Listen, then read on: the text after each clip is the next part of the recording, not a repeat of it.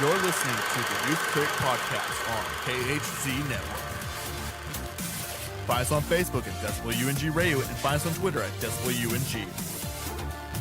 If you like this episode, please leave a like and comment on our iTunes page at KHZ Network. And now for the podcast.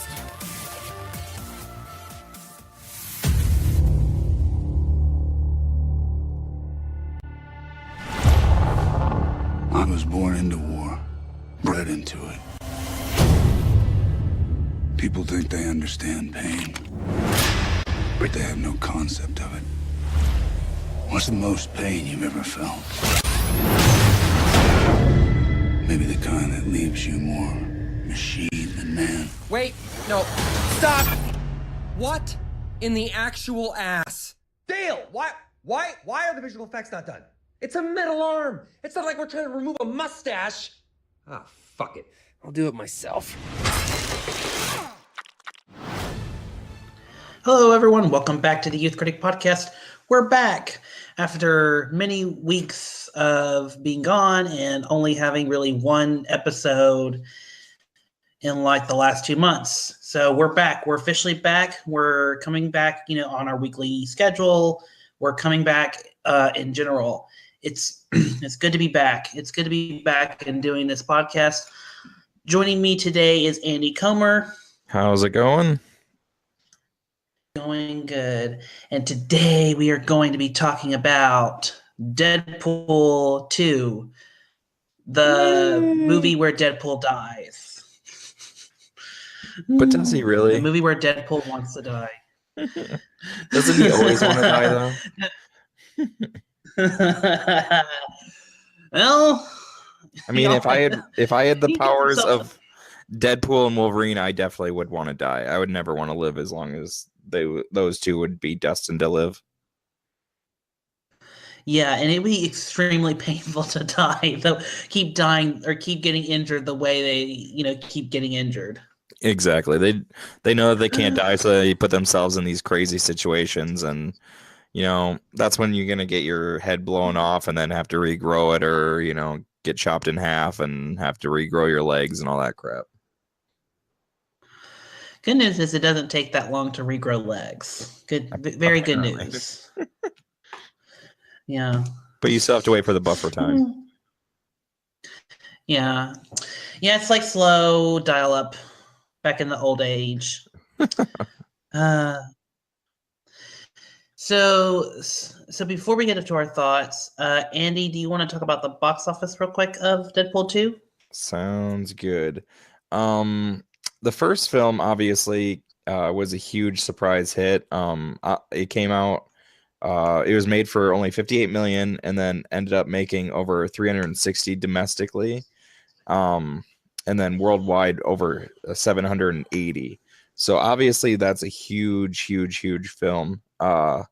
For obvious reasons, because it's hilarious. The marketing is all time. Even on this new one, the marketing was like pitch perfect.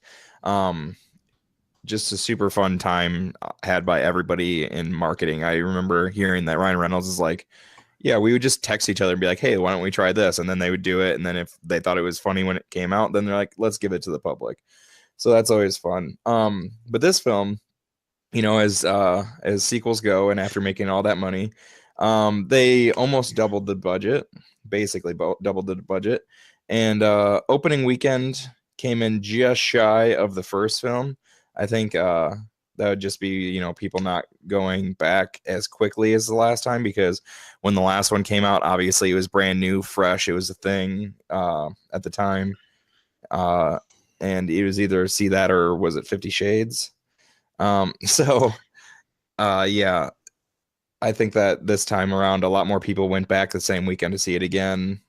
I'm sure some people did that for Deadpool 2 too as well, but it didn't quite make as much money, but it still made a great amount of 125 million, which obviously made back all of its production costs, just working on the marketing now, and then it should be good. I assume that it's going to settle just below, probably like 50 to 70 million less than the first one, but we'll see how that works out. Yeah, I think regarding the box office, I think the reason why Deadpool 1 has such a slightly bigger opening weekend than this one is there's just a slight adjusted gross, and then there's also it also came out in February where there was really nothing, not even actually 50 Shades of Grey came out the year before. So Oh, gotcha. Yeah. so it was, yes, yeah, it was just so, so it was completely just out of the blue, out of new, and I even remember seeing it twice that weekend. So yeah, it was, completely brand new, and in comparison to now, I think also, Infinity War is kind of taking away some of that, chunk still. I think Yeah, people are definitely. still, checking that out. And then, but then, of course, but then really nothing else this weekend really took over. So it was just, it did roughly about the same, but it did, but it did okay, but did just slightly less. And I think it's because it's in May and it's just competitive. And also, I think people are, maybe trying to, save up a little, one more ticket to see, Solo next weekend. Yeah, So it definitely didn't help that there's Avengers a week or 3 weeks before, Solo directly after. So like that's obviously going to impact how people go and see it, because some people like can't just see 5 movies or like a movie every day of the week. They're gonna save money and like check out each movie probably once and then buy it later when it comes out. And or you never know, like some of them might have been like, well, I already bought a movie, or I already went to Avengers. Star Wars is more important to me than Deadpool, so we'll do that. You never know. yeah,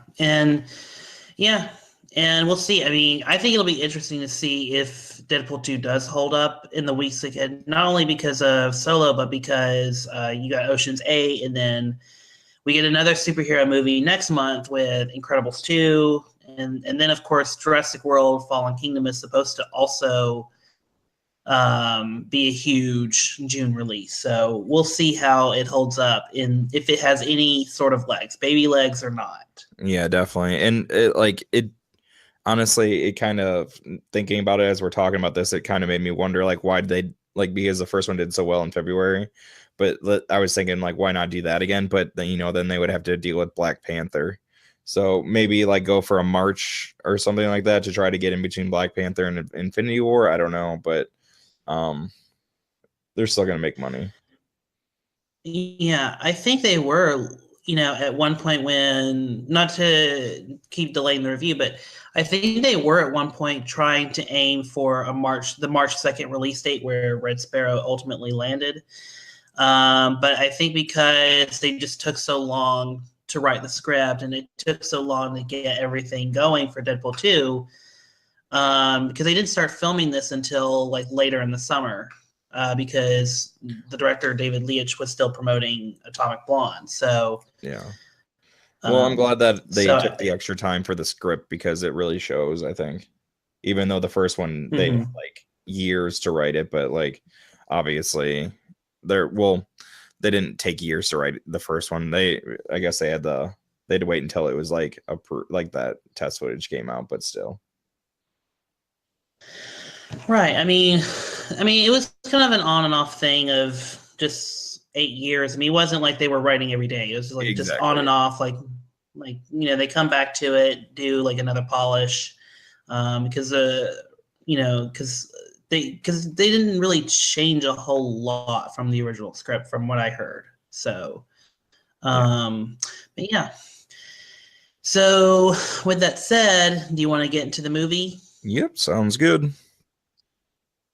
All right. Before I go off, why don't you tell everyone why Deadpool 2, in your opinion, is good? Honestly, this Deadpool 2 to me is a better overall film. Like we were just talking about the story, they took the extra time. I think the story is better than the first one. The The only thing that the first one has over this one, I rated them both 9 out of 10 at the moment. Like, obviously, it's going to take a bunch of showings to decide if it separates more or what. But the first one, the biggest advantage that it had was that it was new. All the comedy was new. In my last couple of years, I've realized how I am extremely hard on comedies, and the first one holds up for me still. But you know, you after watching it all those times I've watched it, it kind of grows on me. Like the comedy style grows on me, and then just doing the same type of stuff doesn't make me do, you know, the belly laugh like in the theater. The first time I saw it, this Deadpool 2, I'm not gonna lie, I only laughed during 2 scenes out loud. Like there's a few chuckles here or there, or like I would just smile because like, yeah, that's what it is. It never got like annoying or annoying for me, or like became belabored, I guess. But it just wasn't like as surprisingly funny. So that's why I figured that people would come out saying it wasn't as funny, but a lot of people have said that it's just as funny. So good on them, I guess, for enjoying that as much as they did. But I definitely didn't laugh nearly as much, but I found the heart of the film and the story to be the real MVP here, to make it a really good experience and really build off the first one and go into places that I really didn't anticipate. And then obviously, because I saw the first trailer, there's a lot of stuff that I did anticipate, but it's still, I really liked it. It's still top 3 or 4 for me this year. Nice. Okay, so you're not actually that harsh on comedy as much as you think. It's just comedies are really bland and they all are the same. So just had to get that out of the way. Most of them are. Game night and blockers are kind of exceptions because they try different things. But I didn't even see those two because I'm just like, honestly, I wait for comedies to come out after the theater just because like I don't want to waste my time, I guess, unless like other people want to go, and then I'll go with other people. But yeah, most of the time I'm just sitting there like, really, people are laughing at this.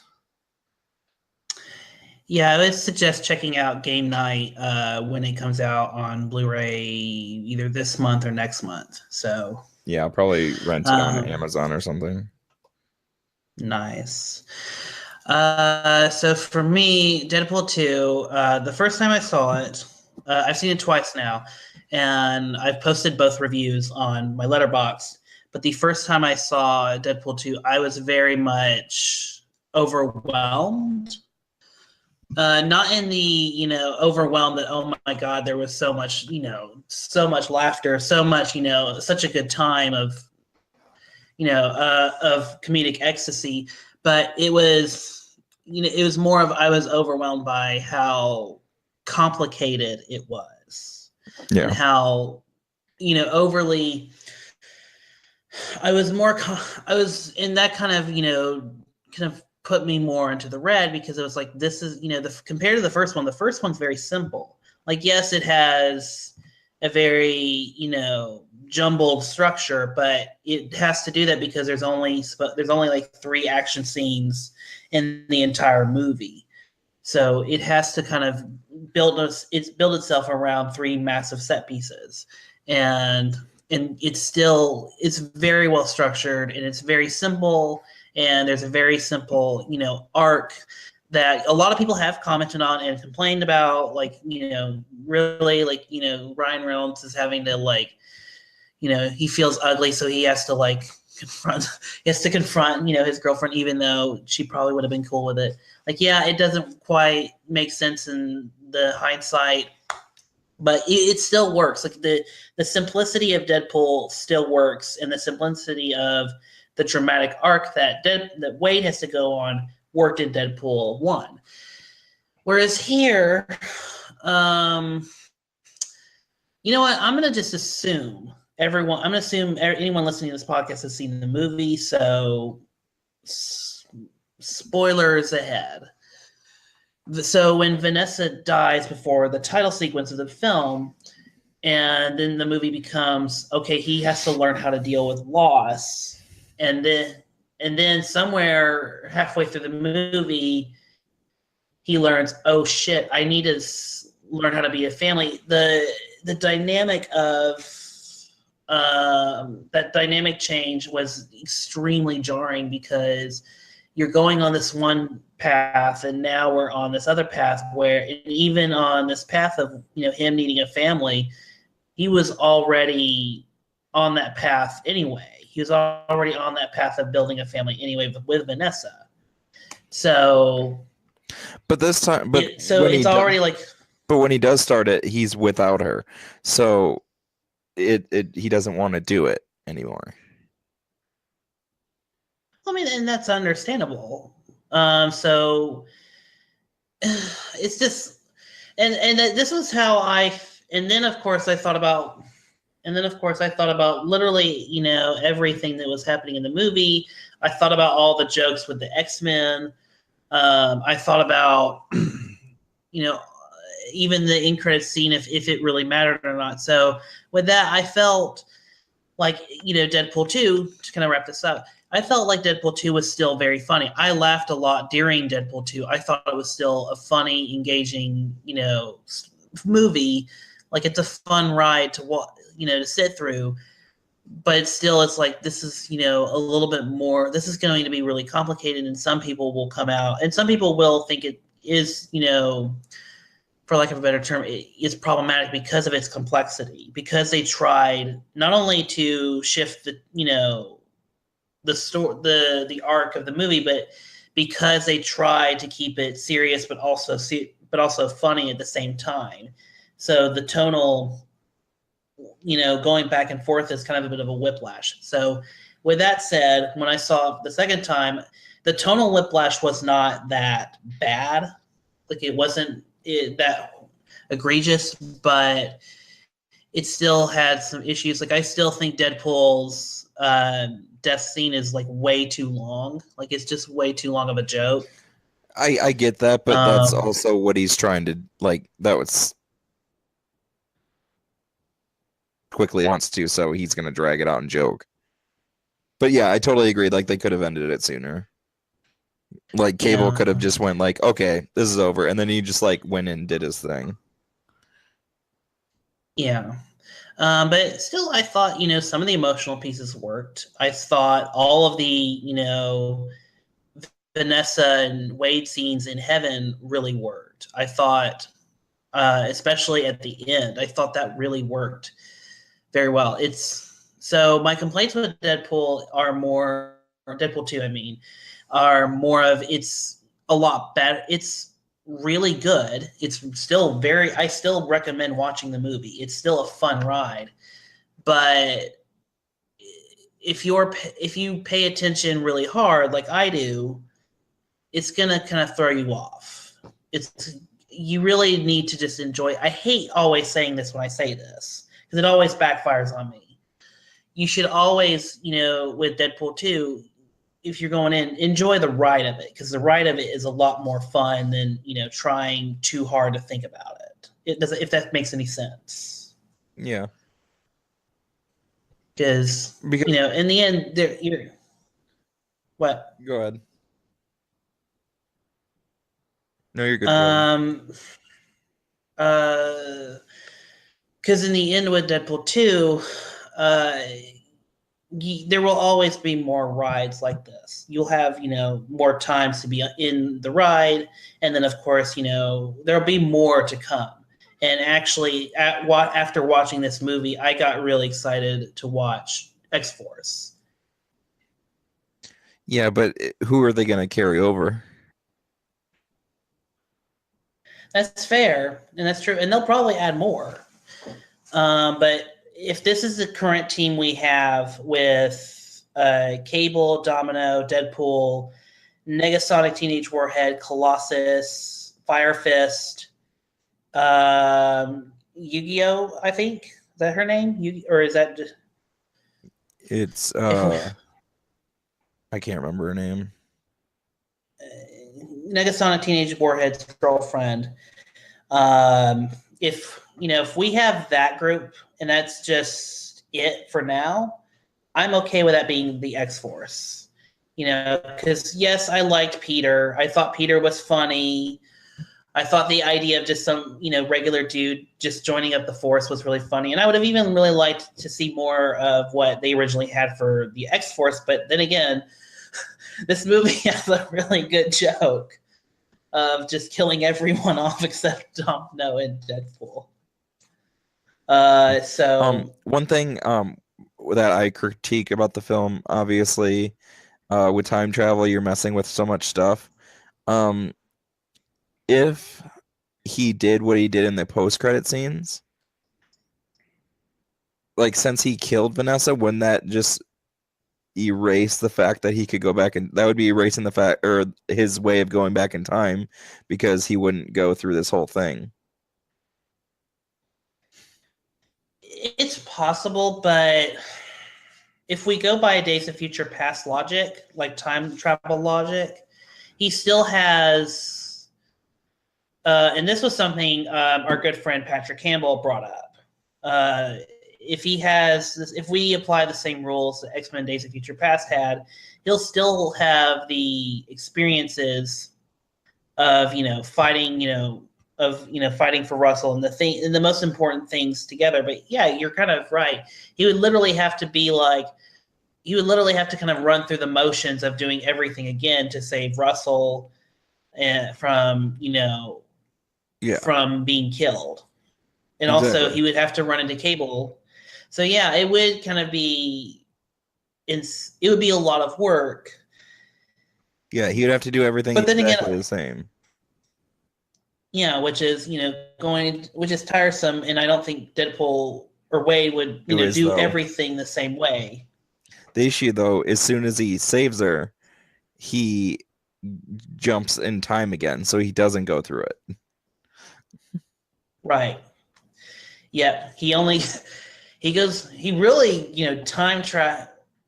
And that's the whole problem with the post-credit scene is, should it be just a gag and we just like laugh at it, or should it ever be taken seriously? Because he jumps through time to basically go back to different, films or to different parts of Ryan Reynolds' career, and into things that really already should have been erased, like X-Men Origins Wolverine in this timeline should have already been erased. See, this is why it's so complicated. Deadpool 2 really complicates things, even though it's a funny scene, like seeing Deadpool.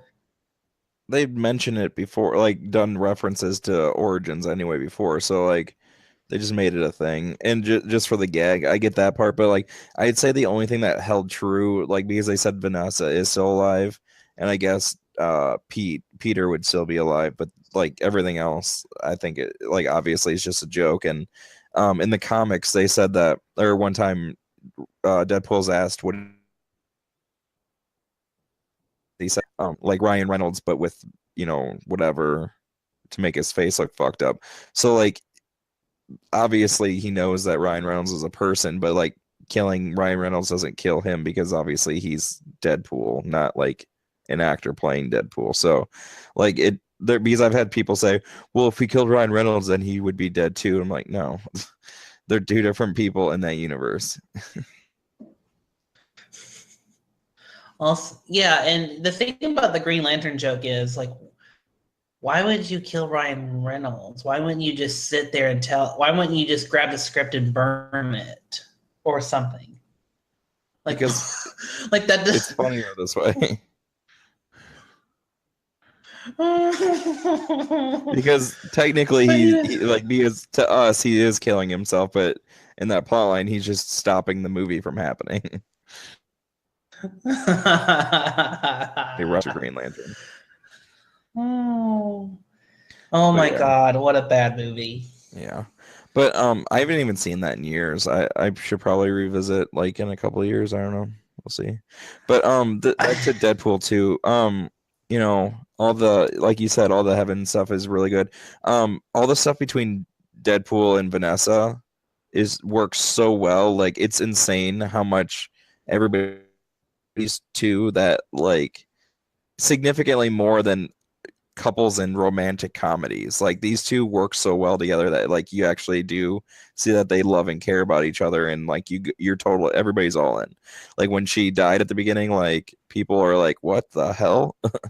And it just made sense like that would be the driving force, and that he would go back and save her if he could, and he did. So I'm excited to see where they go with that because I really like those two together. Yeah, I like them two together because they just have good chemistry, and you buy it. And also, uh, Deadpool showing like, you know, showing.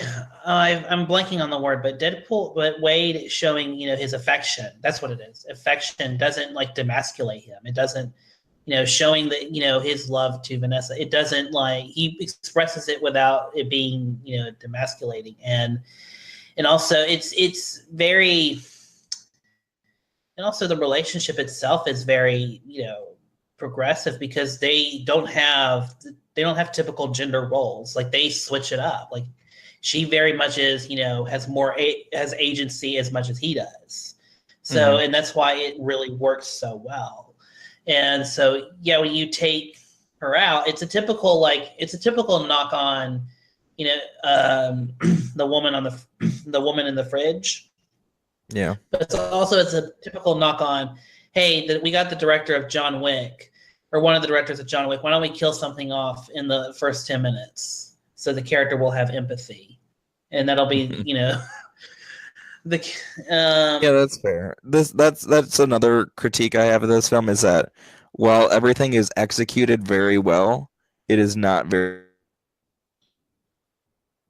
this in the plot line, because like you just said, like taking that kind of plot line where they are killing somebody before the credit scene so that they have a drive, and then also Cable is basically the Terminator in the first Terminator, and then mixed with a little looper on the side. Yep. Yep. And going to Cable for a bit, I really liked all that future stuff. Like, yes, it's very Terminator-esque, but it's very much like the Days of Future Past future. It looked really well. Yeah, that stuff was definitely Days of Future Past type stuff. But Days of Future Past is very similar. I'm sure it came out first, but like Terminator's Future and Days of Future Past Future are very similar. Also, the way that they portrayed him once he came back, all of the up until are all direct references to the first Terminator. Mm-hmm. Like he meets a couple guys, beats them up, and takes their stuff. He, is looking for this kid, and he's systematically going through trying to find him. He's, goes and he has a hotel where he keeps all these weapons, and he only goes there to like look in the mirror, look at his like one eye, and like go through guns and right outing until he actually interacts with Deadpool. He is literally Terminator. With like obviously the reason he's back is different, but like that's straight out of Looper, because he's going back in time to kill quote unquote the Rainmaker from Looper. Yep. And he's doing it also for to stop a whole other thing in the past, to stop a whole other thing that just happened to him. And he's on a similar like motive as well as Deadpool. Like he's out trying to save his family, or trying to avenge his family. So it's he's in a similar arc, and I found that very interesting, and I find it funny that they did point it out, and Deadpool's like, no, I don't, that's not, completely different arc, completely different. But I think honestly, Deadpool 2 is really well done. Oh, we forgot to mention Domino. Yeah. I really liked her in this movie. We also forgot to mention the surprise villain, Juggernaut. Russell. Oh. Yep. And that's Domino, not even the main antagonist. No, but he's the surprise one. Um, Hmm. the domino thing, I did like how he kept critiquing the fact that like those aren't superpowers, but you could see like they did an excellent job of showing that it is a superpower. Like everything that could like that was going wrong, like something would happen, like a guy would have a gun to her head and then it would jam, and then she's like, Hmm. and when she's all in a perfect position where she would like be able to stop, like not like hurt herself, and then she'd be in a position to attack him again, stuff like that. And like when the Juggernaut like kicked the thing and they go through the freeway, like she falls into the panda or the inflatable, stuff like that. And obviously she like, even though there were high winds, she was able to land. She was the only one alive and stuff like it was just a really great way to show her powers. And it was funny to point out the lazy writing thing as well, because it kind of is lazy, but it's still funny. With Juggernaut, I really liked the fact that they did legit Juggernaut, like, and I mean that by like comic book Juggernaut, where he's like 13 feet tall. He is literally a Juggernaut. Like like Colossus can barely handle him. Like obviously Colossus like is losing most powerful mutants, like physically and like physical power wise. And I also like the little nod where they like did comic book continuity with him being Charles's brother. Hmm. Wait, that was explained that he's Charles's brother? Yeah, because when they're walking, when the kid and him are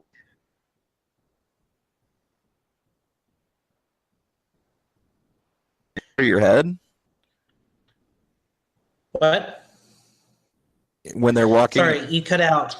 when they're walking into that X6 house, him and Russell, Russell looks up at him. He's like, "So you wear a helmet to keep your brother out of your head?" Oh, okay. All right, I got it. Yeah, okay. All right. Yeah, Comic I book get it. continuity better than for like the current X-Men series, which is a thing that me and Patrick talked about. Was kind of funny that Deadpool cares more about comic book continuity than everything else. Yeah, I think that's always been a thing about these X. That's the thing about Deadpool movies, is that they're getting the characters, and not only the characters more accurate, but they're getting their costumes more accurate. They're getting a lot more accurate than people will give them credit for. Yeah, because they think it's a joke. Right, and well, and also it's also something that the X-Men are maybe they just never have. We've always had the black leather suits, rather than the colorful Ground it in too yellow much of reality. and blue. Right. Yeah. And it's not like a glaring issue in any of the X-Men movies, but it's but in the state of comic books we're in, we should be past black leather suits. We should have at least some kind of color variety. Yeah. Oh well. Yeah. So, oh well. Yay, Deadpool, for getting that right. Yeah. It's just a good movie. If you have any interest in comic book movies or Deadpool, definitely check it out as soon as you can. It's like similar, but like a different direction than the first one did, and I just like the places that it went. Dealing with family and stuff, because it seems like a joke at the beginning of both films where he said like the first one is a love story, this one's a family story, but it actually is true. That's the core of the film, with just a bunch of explosions and bullets And gory. Yeah. Gory imagery. Yeah. Lots of gory imagery. I don't have much more to say on Deadpool 2. Do you have any final thoughts? The Brad Pitt cameo was awesome. I thought that was hilarious how like they said they start interviewing him and he's like, he's not even here, is he? He's like, maybe he's late. And then I honestly thought that like that was the end of the joke. And when they're on the airplane, then I like saw they're like panning through everybody and you see the the parachute pack just floating there. You're like, holy crap, there is somebody that's invisible there. And then you see it like run and jump off the back of the plane. And then when it's like coming down, all of a sudden you see him like get electrocuted and it's Brad Pitt. That was just perfect. I thought that was great. It was perfect. Another thing I want to talk about, Cable. I really liked Brolin as Cable. Who do you like?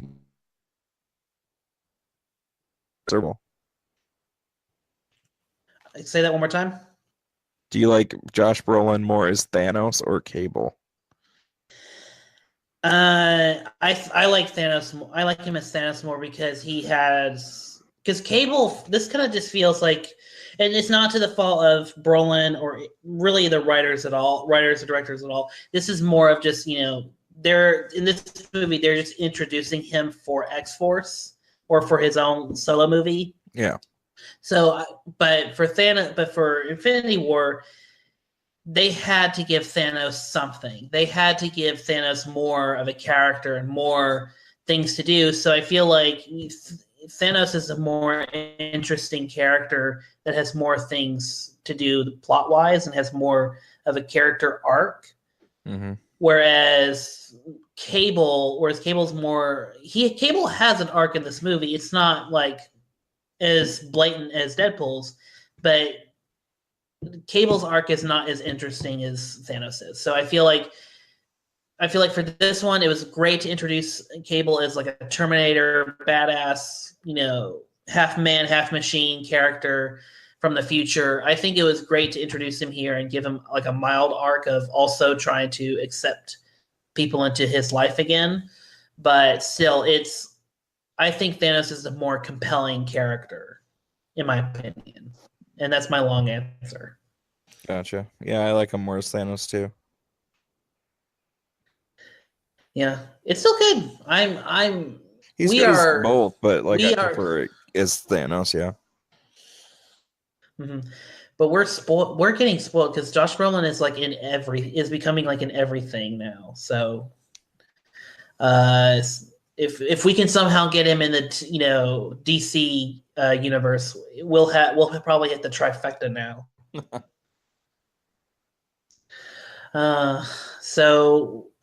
Yeah, I enjoyed Deadpool 2 a lot. I cannot wait to see X-Force. Good luck, Drew Goddard, with making X-Force work. Hopefully that gets made. So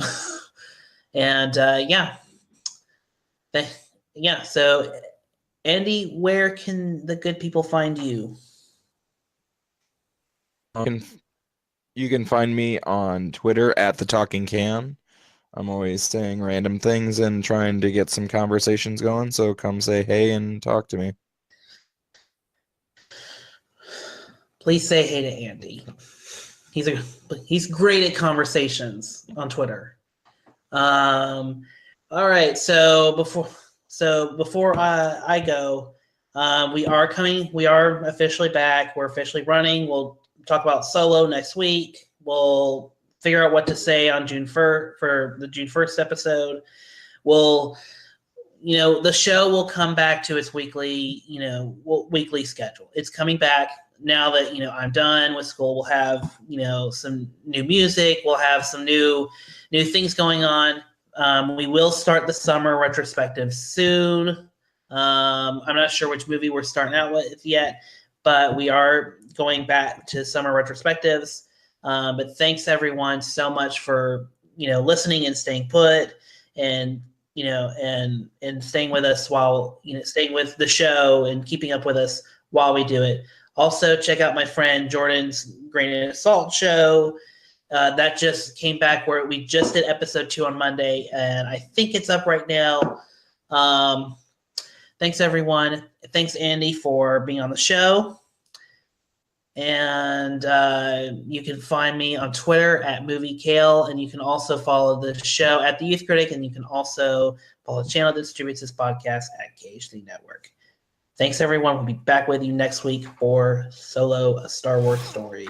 I'm Cable, and I'm from the future, and I like blowing shit up.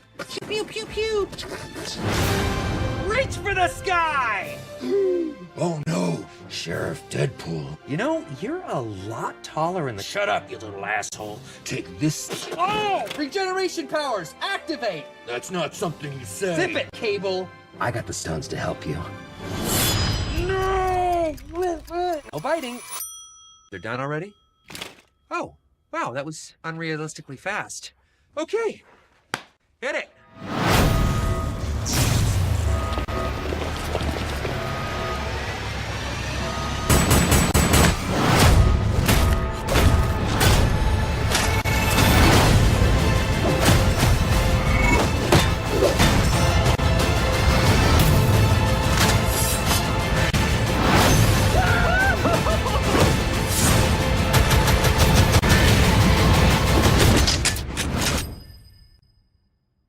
Your time's up, you dumb fuck.